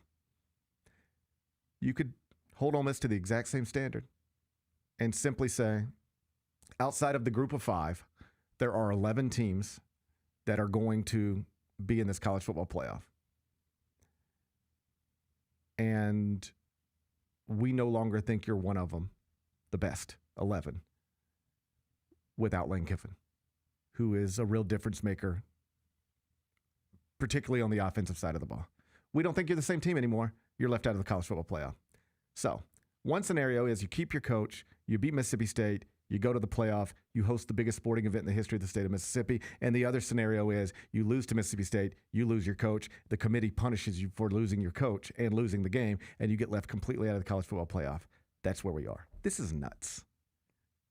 Do you have an opinion on whether Lane Kiffin is handling this the right way or not? I have opinions on everything. Of course I have an opinion on this. Of course he's handling it the right way. The right way? 1,000% the right way. All of these colleges are little mini fiefdoms, and they know what it is with coaches and players now. They know they're hiring mercenaries. And mercenaries go to the highest bidder. Ain't no loyalty in this. Lane Kiffin got let go on a tarmac. Sure. Lane Kiffin got thrown under the bus after getting fired from the Raiders. Some of that, like both instances, right? Mm-hmm. Lane could have been a bit better at what he was doing. Lane could have come in there with a little bit less hubris. Lane Kiffin, how many times did we watch Nick Saban undress Lane Kiffin on the sideline? That comes with the job, man. So if that comes with the job on that side, if my man wants to angle for more money from somebody, knock yourself out. You know it's a business. What are we doing? I don't have any issue with all of that. More of what I'm talking about is, regardless of how he's putting Ole Miss in a tough spot or perhaps leading on LSU, Florida, clearly he's leading on somebody, because there are 3 schools right now who think they can hire him. Mm-hmm. Whether they can, only one can, but there's 3 that think they are in a decent enough position to still give it a go. There's no reports that anybody's given up. Pete Thamel tweeted, Florida's looking elsewhere, LSU's looking elsewhere, Ole Miss is preparing to move on. Everybody still thinks they're in this a little bit, right? So he's leading somebody on. What I mean is that just yesterday at that press conference, you could end this whenever you want to end this. I know that there is a game to be played when these types of situations come up. The best position, not just a football coach, but literally any human can ever be in as it pertains to your career, if you have any sort of type of serious job, the best position you can be in is when multiple people want you badly. Mm-hmm. That's a great position to be in. When you've already got a job and they love you and they want to keep you, but then somebody else comes in and they say, hey, we love you and we want to get you. Mm-hmm. Oh, buddy, that's when the good stuff starts happening. That's when your life starts changing. And to just eliminate that leverage immediately or even quickly is often counterproductive. Use this. This is a good spot to be in. Use it. So I don't disagree with him using it to create the best offers he can get from LSU, Florida, and Ole Miss. Fine with that. But he has taken this to a place where it didn't need to go. And by refusing to just say the thing that I really do believe every other coach with a team projected to make the college football playoff would say right now, outside of the group of 5 coach who might be trying to use it to bounce to a bigger job. But every other power conference coach who is projected to make the college football playoff right now, if you just ask them the simple question, they would have a simple answer. Are you going to continue to coach this team through the end? And they could always say yes, of course. Are you on the verge of leaving for another job? They would always say no, because I'm about to make the college football playoff and the timing just doesn't work. That's what this should be for Lane Kiffin. It is what it is for every other coach. You saw the Oregon coach over the weekend. They asked him, like, hey, you're hot and got a great team and young, and why isn't your name popping open with these jobs? He's like, because I'm good. I'm where I'm at. I'm not leaving. I'm not interested in these jobs. You can end this stuff whenever you want to end it. And I think most people believe Lane should have ended it already, one way or another. And I understand that it's a tough situation, but it reminds me of something that I experienced firsthand several years ago. And as I was thinking through this for the 50th time, this story sort of popped into my head as a way to illustrate why this shouldn't even be happening. At some point, Lane Kiffin should just have probably said, in my opinion, to LSU and Florida, the timing's just wrong. I would love to coach one of your schools, but I can't be the guy who walks away from a playoff team. And that's what you would require me to do. If I take your job, you're not going to want me working for Ole Miss for the next month and a half. Furthermore, if I take this job, Ole Miss is not going to want me coaching this team through the playoffs. So it's just, we're at a place where it just doesn't work. I can't do this. In a different time, if I were sitting here with 3 losses already and we're out of the playoff, I'd take your job tomorrow. I'd already been there. Or we'd go play Mississippi State, whatever happens. I'm getting on a plane at midnight. I'll see you the next morning. We'll announce it then. But I can't be the first guy who has ever walked away from a playoff team. That can't be my legacy. So I'm not doing this. Here's what it reminded me of. The year Wichita State made the Final Four in men's basketball. Greg Marshall was the coach. The regional that year, they were in the West Regional, and it was at the time, Staples Center. And I was out there covering it. This lines up with when UCLA, I believe, had fired Ben Howland. The UCLA job is open. They wanted to hire Greg Marshall. Greg Marshall was in LA. They wanted to come meet with him. He said, I can't meet with you. I'm in the middle of the NCAA tournament. You guys wait on me. They said, we can't wait. We have to get this done. Recruiting, blah, blah, blah, blah, blah. He said, it's not even like, if you're asking me, would I rather be the coach at UCLA than Wichita State? Of course, I would rather be the coach at UCLA than Wichita State. But you are asking me to do something I cannot do. You're asking me to accept your job now and walk away from a team that is still technically competing for a national championship. I can't do that. It's like not even something to think about. I just can't walk away.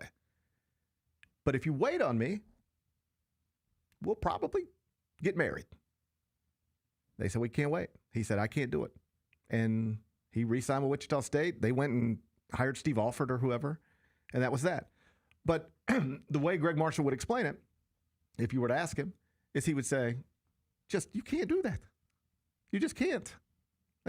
You work all season long to try to win a national championship, and you're right in the middle of it and just walk away from it. Nobody's done that. I wasn't going to be the guy to do that. And why that same logic doesn't hit Lane that way is just weird to me. Like, what are you doing? Because he can leave on Saturday, go be the next head coach at LSU, go be the next head coach at Florida. There's no guarantee he'll ever have a team better than the team he has right now. I know he thinks he will, and he might, but there's no guarantee of that. And either way, even if you do, and you go win the national championship you think you're chasing in Baton Rouge or Gainesville, you know what you are still? The guy who walked away from a playoff team. You're not the guy. Oh, congrats. You won a national championship at LSU. Ed Orgeron did that. Who cares? I don't want to say who cares, but like Ed Orgeron did that. More than the national championship winning coach at LSU, you're the guy who walked away from Ole Miss. That's who you are. That's what we think of when we think of you. Why would you want to do that? I can think about 2 million reasons why. Right? Like if you're giving him millions of dollars more, I'd understand that. I don't think this is going to be a money thing. Okay. Ole Miss, if you told Ole Miss right now, hey, the number's 15, get it to 15 a year, and I'll sign it right now, and we're done with this. They'd have that done. It's 11:30 right now. They'd have it done by 11:31. Okay. So I don't think it's a money thing. I think he might really just be intrigued by coaching one of the big boys, and he doesn't view Ole Miss that way or just never viewed Ole Miss that way and can't get around to doing it. But this is bananas to me. Everything about it is just crazy. I don't understand, and this is just where maybe I can't get out of my own head, but I can't understand voluntarily doing something that is going to make anybody who thinks about me think poorly of me. Most people do not look at what he's doing and how he's handling this favorably.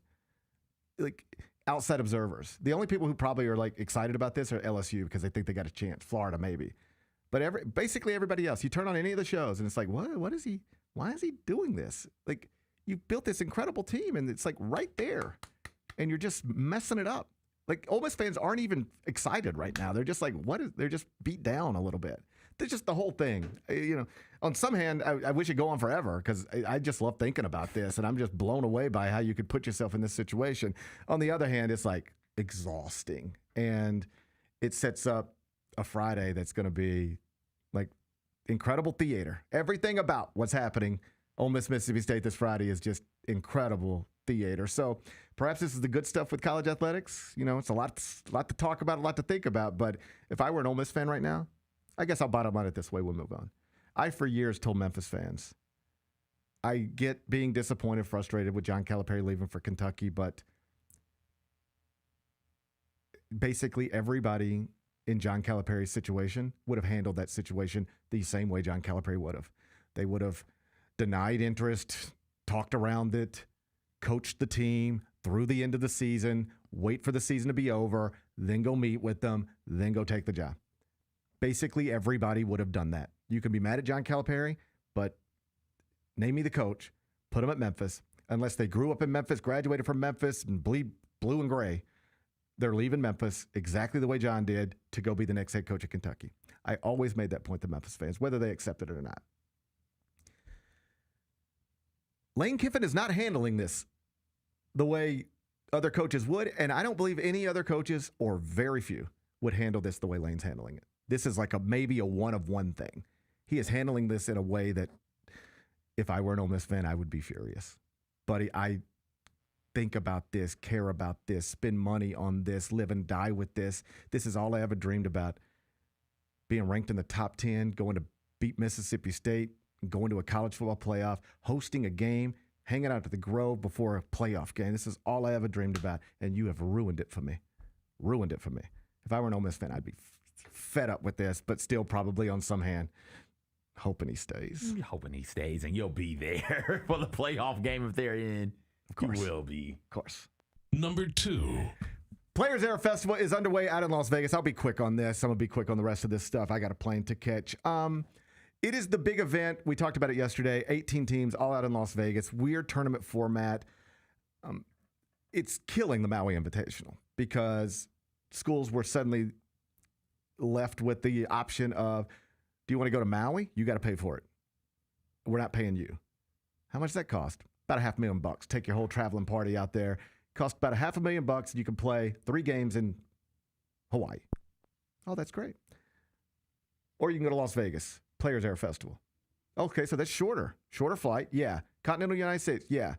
So how much does that cost? Oh, man, this is the best part. Nothing. In fact, they'll pay you. They'll give you $1 million to come play, or you can pay $500,000 to go to Maui. Well, this is easy. Well, let's just go to Las Vegas. So all the best programs are in Las Vegas. There's one ranked team in Maui. And so I get it, as I've explained everywhere you explain things, but if you turned on the TV yesterday, the arenas are empty. There's no buzz. People don't care. People don't want to be Thanksgiving week in Las Vegas watching basketball at noon. If you're in Las Vegas right now, you know what you do? You know what you want to do at noon? Be at the pool, or in a sports book, or wherever. But probably not watching a basketball game between two teams you don't care about. And there's just not enough fans that travel to actually fill it up. Like, hey, Kansas is playing, so Kansas fans are there. Yeah, but there's not 18,000 of them. So every arena's half filled.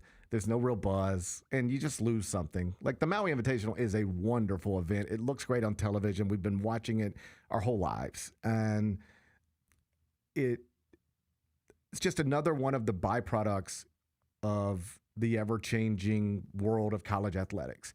Now, players can get paid, so schools are trying to figure out how to get enough money to pay them, and this is one obvious way to do it. Like Kelvin Sampson in Houston quite literally said, we had no choice.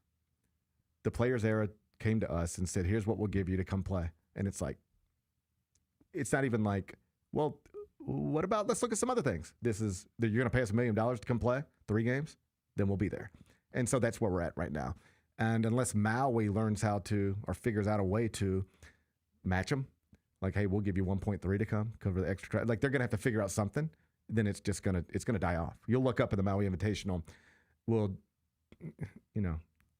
go the same way as the Pac-12.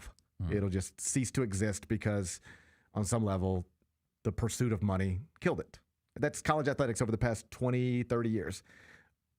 Everything that's changed that you or anybody else thinks is negative, you're trying to figure out why it changed? Money. Chasing money. Chasing money killed this, and next on the list, maybe, is the Maui Invitational.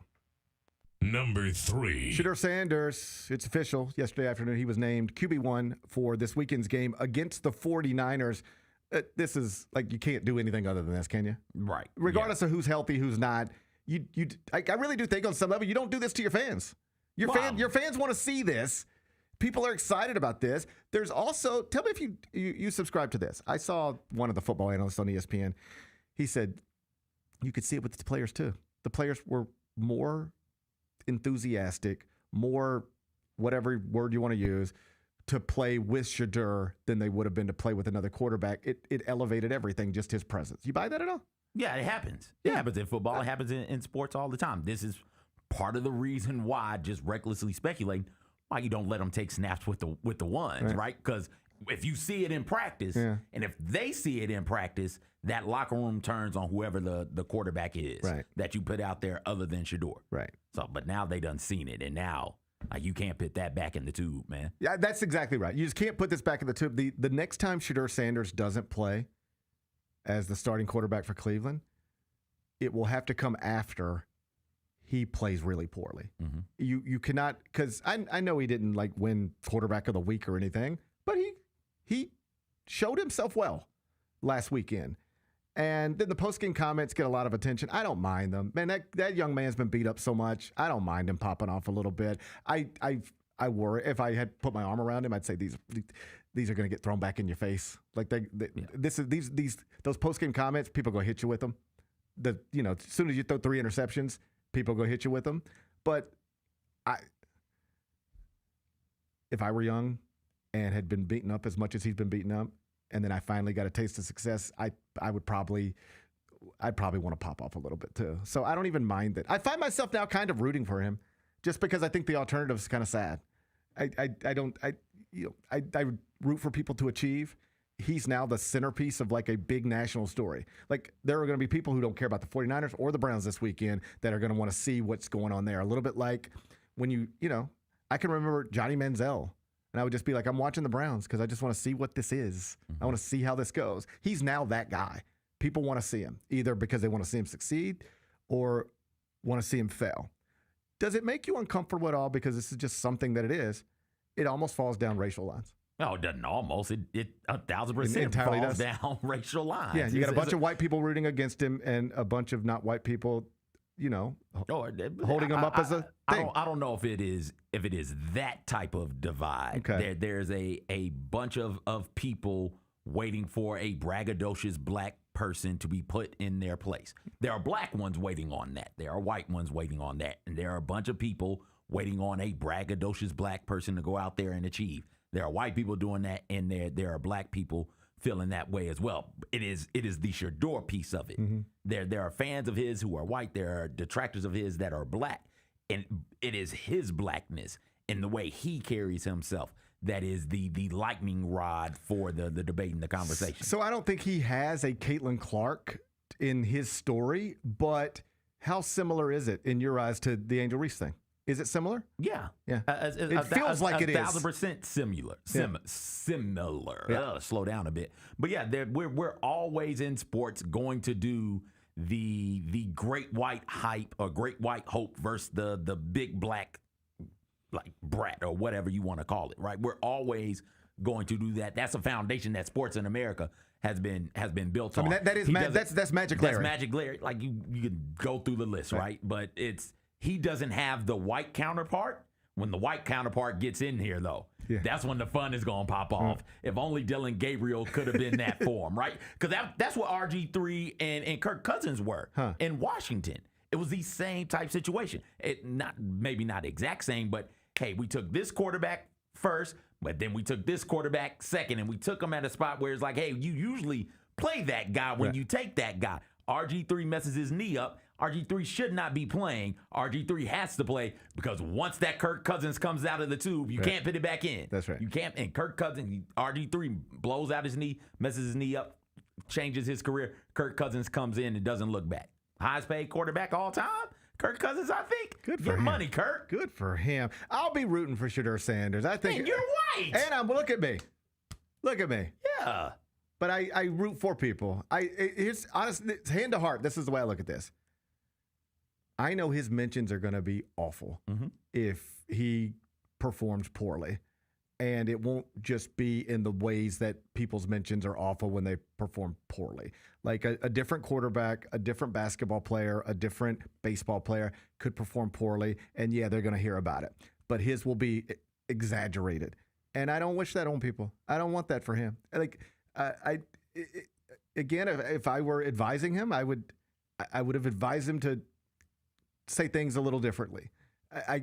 But I like the idea that he seems to believe in himself. Like one of my favorite things about my youngest son is he's incredibly confident. He believes he can do anything. And I've told my wife, I was like, let's don't rip that away. Let's don't take that from him. Let's let him keep thinking he's the best at everything.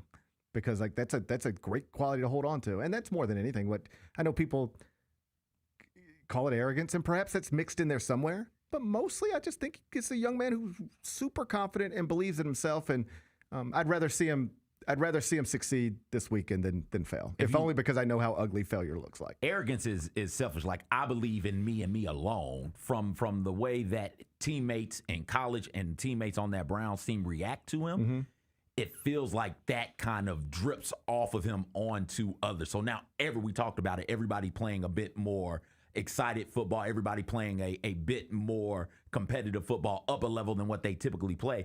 And it's because that confidence leaks out onto other people. There are some people in this world who they get so confident that everybody around them feels confident, and they're selfless when they share that belief. And maybe that's what's going on with Shedeur and that Browns team. Perhaps. We'll see this weekend. Browns and 49ers. That's going to be a noon kick on Sunday. Number 4. Two headlines connected to the Bengals yesterday. Jamar Chase apologized publicly for spitting on Jalen Ramsey. Right. I guess better late than never. I don't know why you A, had to spit, B, had to lie about it, or C, take you, a few days to acknowledge what you did. But I guess that's better than the alternative. Other headline, Joe Burrow announced he is coming back. And so it was weird. Well, I turned on Get Up this morning, and they're debating the Joe Burrow. They're talking the Joe Burrow thing. And it's like, can the Bengals make the playoffs? And I was like, okay, can they? And the answer is no. Like, what are we doing? They have to win every game, basically. The percentage is less than 2%. They have a less than 2% chance to make the playoffs. So, like, what are we? So there's a chance, Gary. The Bengals are in the playoffs, dog. Like, they don't call it Burrow here for nothing. Joe Burrow's back, baby. I just couldn't believe that's what we were doing. Like, it was like, it seemed like the type of thing where you would say, can this team that has, like, think of it in baseball. It'd be like, you're asking, can a team that just got a shortstop back make the playoffs? And you'd be like, well, let me look at it for a second. it looks like they'd have to win every game going forward to do that. So probably not, because teams don't do that. It's like less than 2%. But boy, they were talking about it. Teams don't do that because teams don't have Joey Ice, baby. Joe Burrow is there, Jerry. Okay, this is the Bengals' time of the year. Are the Bengals the Grizzlies in the sense that when you look at them, you're like, okay, it looks like they got the quarterback and they got this other thing. And man, if it ever stayed healthy and got together, that could really pop. And it just never stays healthy and stays together and never pops. No, because we've seen that stay healthy and pop. They did it. We've seen them. I'm more talking about like the past 3 years. It's just been like something goes wrong, miss the playoffs. Something goes wrong, miss the playoffs. And it appears this is going to be another example of that. It's like you think what they got there could work if it ever worked. Got you. But it's just not. It's now. It looks like it's going to be 3 years straight where you just fall short of what you thought you would do, in part because of injuries that are hard to avoid. But happy to have Joe Burrow back. I can't wait to see him play. It's going to be great. All right. Number 5. The Pistons won their 13th game in a row last night and continue to be one of the best stories in the entire NBA. It was just a few years ago where they couldn't beat anybody. Mm-hmm. I mean, like they could not beat anybody. And I bet it felt hopeless. Like you'd never, when are you ever going to, how do you even get out of this? And is it always just going to be this way? You know what happens? You draft a star, you get the right coach, and you can flip it pretty quickly. That went from an embarrassment of a franchise to 15-2, first place in the East through 17 games pretty quickly. So I just say that to cheer us up. You know? Like, you know, I know sometimes we get to feeling bad around here. Yeah. Things don't seem to go our way sometimes. But once upon a time, you know who felt worse than us? Pistons. Mm-hmm. And now look at them. They're 15-2. Maybe be us someday. Maybe be us someday. I hope so. Be back with Carryout. Thanks for showing up, Memphis. Nothing beats catching your Grizzlies IRL, and nobody knows that better than you. So next time you want to hit up a game, Ticketmaster's got your back with tickets to every upcoming matchup. Whether you're catching the Grizzlies at home or on the road, you'll find tickets at Ticketmaster, the official ticket marketplace of the Memphis Grizzlies and the NBA. Keep putting that jersey collection to use and get Grizzlies tickets today. There's no better brag than saying you saw it live. See you courtside again soon, Memphis.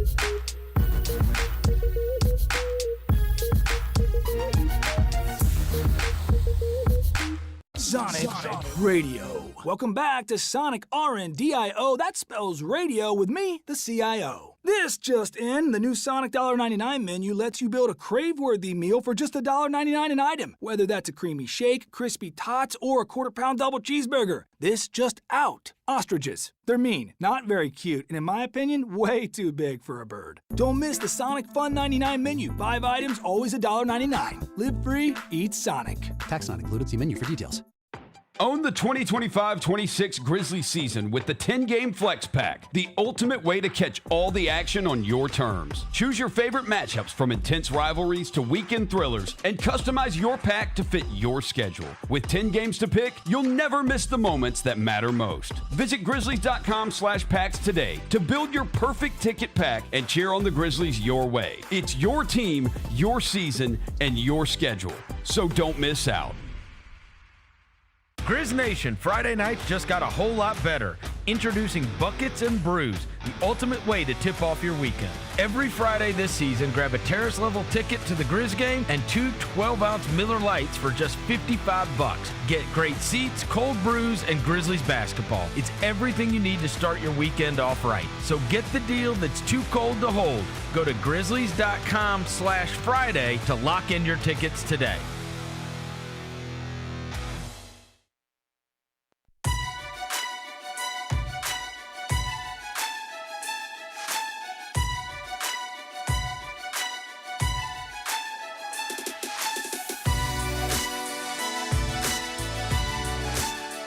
Edition. Now's your chance to win City Edition Grizzlies art painted right on the FedEx Forum floor. The Grizzlies are giving away the City Edition Isaac Hayes painting from world-renowned speed painter Evan Struck at the game against the Clippers on Friday, December 5th. All you got to do to win is just show up early. The first 5,000 fans at the Grizzlies game on December 5th going to get the City Edition sunglasses, and one of those giveaway glasses will have the platinum ticket declaring the winner. Grab your tickets for the December 5th game against the Clippers. You can get it right now at grizzlies.com/tickets. That's grizzlies.com/tickets. Let's do GP's Carryout. It's time for GP's Carryout. One final segment filled with stuff to take with you. It's not everything you need to know, but it's most of it. What did we miss today? Well, we got a trade in Major League Baseball. The Boston Red Sox are acquiring veteran right-hander Sonny Gray and a trade with the St. Louis Cardinals. Jeff Passan is reporting that from ESPN. St. Louis is going to get 2 prospects back. Brandon Clark. Not that Brandon Clark. Oh. He's a left-handed prospect. And a right-hander named Richard Fitz, which means the Cardinals now employ somebody named Dick Fitz. Dick Fitz. Wonder what type of fit he'll be. That's a story for another day. What's today's biggest game? All right, let's go college basketball, CJ. Okay. We're going to take you out to the Players Era Festival. Fun matchup in Las Vegas. Number 7 Michigan against number 21 Auburn. 7:30 on TNT. Michigan's listed as a 3.5-point favorite. I think I know what you're going to do here. You know where I'm going, baby. You're getting on your Yaxel Lindenborg. You know it. Oh, CJ's aligning himself with Dusty May. He says lay the 3.5 points with the Wolverines. Tip on that one, 7:30 tonight, TNT. What are we watching on TV? Can I interest you in champagne problems? Do you like it? How you feel about a rom-com? I love rom-coms. Okay. If they're funny enough. Okay, like okay. a good funny one, yeah. Okay, let's see how you like this one. It's number 1 on Netflix today, Champagne Problems, starring Minka Kelly. Okay. I'm unfamiliar. Oh. Yeah. She's a talented young woman. Okay. An ambitious executive comes to Paris to acquire a champagne brand and accidentally falls for the founder's son in this festive, fizzy rom-com. It's festive and fizzy. Sounds Hallmarkish to me. I'm out. Festive and fizzy? I'm out. What does fizzy even mean? I don't know. I know. Like if somebody said, you want to watch this movie? And I'd say, whoa, what kind of movie is it? And they say, it's fizzy. I'd say, well, what does that even mean? I don't even know what you're saying. What does it mean when somebody says a movie is fizzy? I don't know what it means, but it feels like you use that adjective for a Hallmark It Christmas sounds movie. like that. This might not be up our alley. No. All right, but other people can watch it if they want to. What's the best thing we've read? Interesting story over at dailymemphian.com. It's the Ask the Memphian column that Jody Callahan does every week. Jody Callahan, my old colleague at the CA. So basically every week it's just like, hey, there's I don't know if people actually ask the questions, but it's like, hey, has Memphis ever hosted the Super Bowl? And then be like, no, Memphis hasn't, but it has hosted whatever. It's one of those. So the question was this: Has Prince ever played did Prince ever play in downtown Memphis? And Jody tells the story, uses this to tell the story of, it was back in 1997. I know this. I did not attend either one. I don't know why, looking back. I'm actually mad that I didn't looking back, but I wasn't involved. August 97, Prince scheduled a show at the Pyramid. Just like, usually, you see these commercials. It's scheduled they announce it in August and it's for next April. Yeah. Prince was like, I'm going to come to the Pyramid in a couple weeks. All right? And, and they sold all the tickets and whatever. At some point at the New Daisy, a couple men walk in over there and they say, hey, Prince wants to play an after party here tonight. Can we play? And they're like, they have 2 shows booked. It's not going to be over till midnight. He's like, I can't cancel. I got shows booked. Would he want to play after midnight? They're like, yeah, fine, we'll do it. So Prince takes the stage 1 a.m. at the New Daisy. There's 400 or 500 people there, however fit in there. And played a set at the New Daisy after playing a set at the Pyramid. The reason I know this story, my old roommate Corey Brandon at the time was bartending at the Peabody. Oh. Hand to heart, Prince walks up to his bar as Prince. And starts a conversation. He's like, if you want to come, here you go. And Corey got to go to the New Daisy show. Get out of here. To see Prince at the Daisy because he met Prince at the Peabody. So if you want to read more about it, it's a wonderful story. Jody Callahan's got it, dailymemphian.com. What's going on this weekend? Well, it's more about what tomorrow. Oh, tomorrow. It's fine. Bennett messes those buttons up every day. It's like, it's not even a thing. I don't even expect them to be right anymore. Tomorrow's Wednesday, Grizz Pelicans. Chris Vernon will join me in the first hour. We'll get you ready for that. Should be a fun show. Looking forward to it already. Enjoy the rest of your day. I'll enjoy mine. We'll meet you back.